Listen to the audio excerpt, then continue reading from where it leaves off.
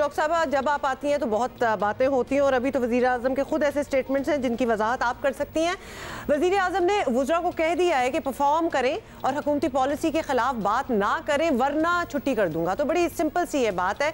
तो क्या अब तक हुकूमत की परफॉर्मेंस ठीक नहीं थी? एक तो ये हम आपसे पूछना चाहते हैं, और आप भी तो वफाकी तर्जुमान रही हैं, आप क्यों बताती रही कि सब ठीक चल रहा था? तो अब अपेरेंटली वज़ीर आज़म की बात से लग रहा है कि वो तो सेटिस्फाइड नहीं है। वैसे वज़ीर आज़म ने कैबिनेट मीटिंग के अंदर जो डिस्कशन की, उसका महवर और मरकज़ ये था कि किसी भी जमात का जो एक इख्तलाफ राय का हक़ है, वो एक जमहूरी right of freedom of expression and speech उस जमात के मेंबर को दस्तयाब है। लेकिन जब कोई जमात फ़ैसला कर ले और लीडरशिप किसी इशू पे उनको सुनने के बाद, उनका मौक़िफ़ सुनने के बाद अक्सरीती राय से एक हतमी फ़ैसला कर ले, तो फिर तमाम मेंबरान पे उसकी पासदारी करना लाज़िम व मलज़ूम है। फिर कोई ज़ाती राय की आड़ में या कोई ज़ाती मौक़िफ़ अपनाते हुए हकूमती पॉलिसीज़ पे तनकीद करे, तो फिर उसे कैबिनेट में नहीं बैठना चाहिए, उसको अखलाकी तौर पे मुस्तफ़ी हो जाना चाहिए। और वो कैबिनेट एक कलेक्टिव रिस्पॉन्सिबिलिटी है, कैबिनेट एक कलेक्टिव विजडम फोरम है, और कैबिनेट के फ़ैसलों को अगर आप तनकीद का निशाना बाहर जाके बनाएं और अप्रूवल अंदर हो जाए, तो ये नामनासिब रवैया है और उसकी नफ़ी होनी चाहिए। तो हकूमती पॉलिसीज़, हकूमती इक़दामात, आवाम के वेलफेयर के इनिशिएटिव्स और पाकिस्तान के मफाद के लिए उठाए गए तमाम इक़दाम जो हैं, वो कोई भी तर्जमान है उसने अवाम तक पहुंचाने, उसकी आइनी और कानूनी ज़िम्मेदारियों में शामिल है। और मैंने भी वही ज़िम्मेदारियां अदा की हैं, मेरे बाद वाले भी वो ज़िम्मेदारियां अदा कर रहे हैं।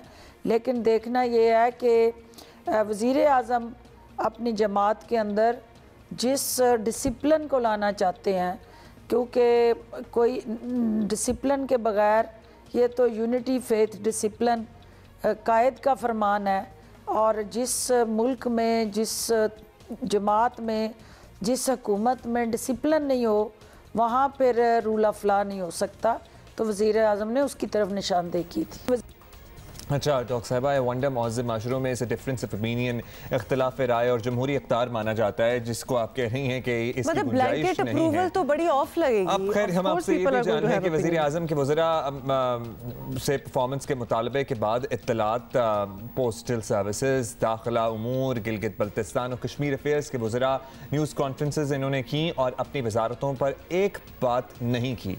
अपोजिशन और करप्शन की बातें होती रही। ये तो हम पहले भी सुनते रहे कि वज़ीर आज़म बाकायदा इंस्ट्रक्शन देते हैं कि ऑपोजिशन की मट्टी पलीत करें अपेरेंटली। अब ये परफॉर्मेंस जाहिर है वज़ीर आज़म मांग रहे हैं, तो वज़ीर आज़म इनको ये भी तो डिलीवर कर सकते हैं, इनको ये भी तो इंस्ट्रक्शन दे सकते हैं कि अपनी परफॉर्मेंस का बयानिया आवाम के सामने जाके पेश करें, ना कि ऑपोजिशन की धज्जियाँ उड़ाएं। वज़ीर आज़म चूँकि आवाम का एहसास और दर्द अपने दिल में लेके हकीकी मानों में आवाम के दुखों का मदावा करना चाहते हैं। जो अपोजिशन पे तनकीद है, वो चूँकि अपोजिशन का माजी दागदार होते हुए पाकिस्तान को मसाइल ज़दा करने में हिस्सेदार है, इसलिए हुकूमत जहाँ अपनी परफॉर्मेंस बताती है, वहाँ अपोजिशन की कारस्तानियाँ और स्याह कारनामे दोहराना भी हमारी ज़िम्मेदारियों में शामिल है। इनफैक्ट वो पहले होना चाहिए, बिकॉज जिस मिनिस्ट्री को कोई हेड कर रहा है तो लोगों का इंटरेस्ट भी है कि तुमने वो मिनिस्ट्री कैसे चलाई। बाकी डिफेंड करना हुकूमत को या उनके फैसलों को या अपोजिशन पे तनकीद करना, वो किसी और का काम है, वो तो बाकी कर ही रहे हैं। जिसके पास मिनिस्ट्री है, तुम तो बताओ कि तुमने क्या किया है। खैर एनीवे डॉक्टर साहब, आपसे हम ये पूछेंगे कि अब वज़ीर आज़म ने अगर वुज़रा के खिलाफ एक्शन लेना है, तो उनमें एक बड़ी तादाद जो है वो इत्तेहादियों की है, उन पर कौन हाथ डाल सकता है? तो ये हम आपसे पूछना चाहते हैं, क्या इतना बड़ा रिस्क लेंगे वज़ीर आज़म?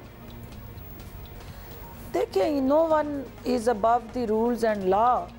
हर एक को उस पैरामीटर्स के अंदर रह के काम करना है और वज़ीर आज़म के खींचे गए दायरे के अंदर अपनी परफॉर्मेंस को उजागर करना है।